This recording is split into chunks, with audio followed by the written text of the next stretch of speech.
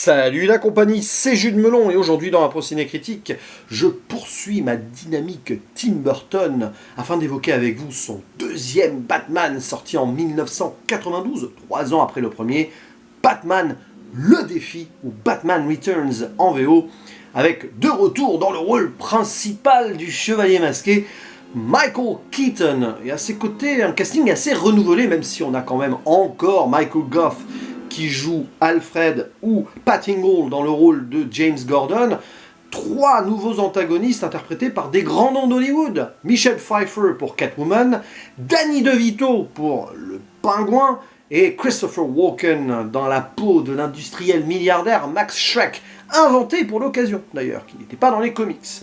Et tout ceci étant une suite, on va dire presque reboot indirect du premier film, parce qu'on évoque Vicky Vale qui n'est plus là, mais voilà, on recommence presque à zéro, et on va suivre donc dès le début le nouveau méchant iconique du métrage, le Pingouin à travers sa naissance, voilà, clairement, et même la naissance du monstre, qui 33 ans après va faire régner la terreur dans la ville de Gotham City, même si aux yeux du public il va être mis en avant, même présenté comme un potentiel futur maire par cet industriel Max Schreck qui essaye de profiter de l'occasion, même s'il est menacé, on lui fait du chantage au début et tout. Et rajoutez à cela donc le personnage de Selina Kyle, qui va devenir Catwoman, qui est la secrétaire, plus ou moins, un peu plus que ça je crois, de Max Schreck, qui est brimé par celui-ci et qui va se venger un moment après qu'il lui soit arrivé quelque chose de pas cool du tout. Voilà, j'en dis pas plus pour pas spoiler évidemment ceux qui n'ont pas encore découvert ce métrage. Et donc nous allons suivre ce triangle, voire quatuor même, hein, qui va interagir plus ou moins. Et c'est assez remarquable, j'ai envie de dire, parce qu'on voit par rapport au premier film que tu es déjà réussi hein, en soi, un Tim Burton qui prend encore plus l'univers à cœur. Faut dire qu'entre-temps est passé son chef-d'œuvre, hein, à mes yeux, Édouard en main d'argent, donc ici il a encore plus de maturité, plus de, on va dire, facilité à gérer les choses, et il impose donc une vision encore plus gothique d'un Gotham qui a évolué par rapport au premier film. Alors certes, on est toujours influencé ici par l'expressionnisme allemand, hein, Metropolis, oui, mais aussi Nosferatu, puisque le nom de Max Schreck vient de l'acteur qui interprétait ce vampire célèbre dans le film très connu des années 20, et cabinet du docteur Caligari aussi, enfin tout y passe. Il y a même des références à Citizen Kane dès le début, avec le manoir des Cobblepot, enfin la grande maison, hein, les parents du Pingouin, etc., etc. Et puis bien sûr, la musique de Danny Elfman qui est au top du sommet ici, et qui nous plonge dans une ambiance remarquable de A à Z. Alors, ce qui est assez passionnant dans ce film, c'est que quand même Tim Burton reste droit dans ses bottes. Non, pour lui, Batman n'est toujours pas le personnage principal, c'est pas celui qui l'intéresse le plus, même si on le voit quand même, on va dire, dans des scènes un peu plus développées et tout, ça reste quand même pour lui l'obsession des monstres, des antagonistes.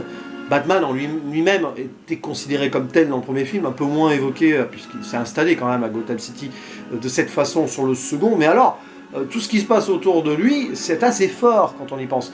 Le Pingouin, c'est un personnage totalement burtonien, à mort, même Catwoman en soi, voilà, clairement. Mais en plus, quand on sait que c'est Danny DeVito qui le joue, qui a déjà ce faciès, cette façon de jouer assez particulière, et qu'on retrouvera des années après dans Big Fish, en sorte de monsieur loyal d'un cirque, sachant qu'ici le Pingouin est lié à un cirque aussi, là, plus ou moins, et bien voilà, tout fait sens dans la filmographie de Tim Burton quand on analyse ça avec plus de recul. Et il est génial, Danny DeVito, il est à fond dans le rôle, d'ailleurs, il paraît que pendant le tournage il n'en sortait vraiment pas, quoi, etc. Mais Michelle Pfeiffer n'est pas en reste, parce que là on a une touche particulièrement passionnante, alors c'est probablement assez... le cas aussi dans les comics, je rappelle, je l'avais dit dans la première vidéo Batman donc de Tim Burton, que je n'ai lu aucun comics, ou alors très vite fait, il y a très longtemps, de Batman, donc je ne sais pas trop, mais ce qui est sûr ici, c'est que, voilà, Michelle Pfeiffer s'est donnée à fond, et il y a des scènes, mais alors, entre justement le Pingouin et Catwoman, là où il n'y a pas Batman, c'est assez remarquable, parce que c'est quand même un film Batman, et les meilleures scènes sont souvent celles où il n'y a pas Batman, encore une fois. Voilà, il y a une sorte d'alchimie, je t'aime moi non plus, entre Pingouin et Catwoman, qui essaye de s'associer à un moment, sans en dire plus. Et ouais, c'est particulier, hein, tout ça parce que Batman n'est pas le seul justicier potentiel de la ville, enfin, c'est pas le seul potentiellement qui pourrait être dominant dans ce Gotham City décadent. Ouais, encore plus que... bon, pas forcément plus que le premier film en soi d'ailleurs, mais toujours ce cynisme sur cette société. Hein, on voit le maire qui est proche de l'industriel Max Schreck, même si les deux voilà, on sent qu'il y a quand même de la bisbille potentielle, alors que Max Schreck, il a des projets pour la ville qui sont pas forcément cool pour les citoyens. Voilà, voilà. Donc il y a cette dénonciation aussi de la société, encore plus évidente ici, le capitalisme antagoniste pur, Max Schreck, hein, clairement, et d'autant plus la représentation d'un monde que Tim Burton rejette dans la vraie vie. Voilà. Et puis puisqu'on en parle, hein, des thématiques burtoniennes, bon bah ici c'est décuplé fois 1000. Encore une fois, cette relation avec les parents, compliquée, puisque le pingouin, s'il devient ainsi, c'est qu'il est abandonné par ceux-ci. Sur l'une des meilleures séquences d'intro de l'histoire du cinéma de Tim Burton et des Batman, pendant, allez quoi, 4-5 minutes, on voit exactement la construction du monstre, avec cette musique Birth of a Penguin de Danny Elfman, que vous entendez un petit peu en fond. Et c'est très fort, parce que Burton, c'est l'un des rares à pouvoir nous faire ressentir cela. On a cette empathie pour quelqu'un qui est déjà un monstre à la naissance, en soi considéré comme tel par ses parents, mais on le voit à un moment avec le chat, bon, c'est dur quand même. D'ailleurs, foreshadowing pour ce qu'il fera potentiellement avec Catwoman après.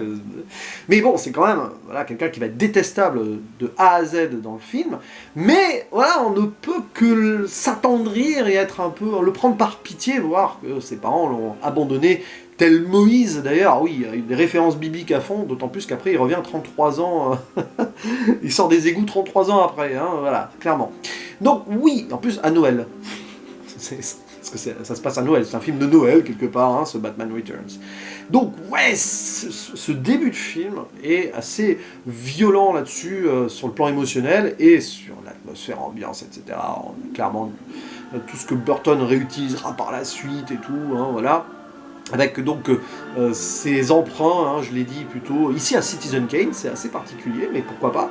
Il aime le vieux cinéma, hein, l'ami Burton, et puis voilà quoi, c'est donc relation père, voilà, très difficile, sachant que je crois bien que le personnage du pingouin dans les comics n'a pas été abandonné comme ça par ses parents, hein, pas frontalement du moins, quasi quelques mois après ou quelques années après sa naissance, donc hop, on renforce un peu le trait, évidemment. Donc j'en parlais aussi, la critique à la société américaine et tout, et puis les monstres, voilà, alors là, clairement, Selina Kyle, par exemple, en devient un, elle change de personnalité par rapport à ce qui lui arrive, en mode vengeance, et toujours, avec Burton, on voit l'origine du monstre, c'est pas un monstre gratuit, pouf, comme ça, qui débarque, mais alors, parce qu'il s'est passé quelque chose, il y a une rupture avec, justement, un rejet au préalable, et là c'est super bien écrit, tout simplement. Alors c'est pas lui qui est au scénario, mais c'est lui qui a chapeauté, etc. Et il faut savoir que le film n'a pas plu, alors a eu un certain succès, mais n'a pas plu après au studio, qui ont trouvé ça trop sombre et tout. Bah oui, Tim Burton a eu les clés, hein, clairement, il a eu les mains libres pour ce film, et c'est fait plaisir. Et après, on a eu Batman Forever et Batman et Robin, beaucoup plus comique, hein, voilà, parce que ça vendait mal niveau... on va dire produit marketing par la suite, parce que bah voilà, c'était pas un film récréation, ce Batman Returns. Alors évidemment, il y a quelques longueurs par moment, ici et ça, des facilités scénaristiques, un moment avec le pingouin qui arrive à faire pas mal de choses technologiquement parlant, et même Batman en retour, on sait pas trop pourquoi, mais c'est pas grave. Mais bon, voilà, peut-être là encore un manque de confrontation à 3, même si sur la fin on a tout ce qu'il faut, même à 4, hein, du coup. Mais voilà, mais c'est quand même beaucoup mieux et plus équilibré que le premier film. C'est pour ceci que je le préfère, et c'est un de mes Batman préférés à vie d'ailleurs, et je lui attribue la note de 8 sur 10. Voilà. Bref, voilà, c'est un peu échevelé parce que là c'est le matin, je suis un peu fatigué, mais j'étais content de vous parler de ce Batman Returns. N'hésitez pas à dire en commentaire ce que vous en pensez dans l'ambiance, les acteurs, les personnages, tout ça. Et bien sûr, le cinéma de Tim Burton qui respire ici par tous les pores à chaque minute du métrage. Clairement, oui. Allez, il ne me reste plus qu'à vous dire à la prochaine. Ciao!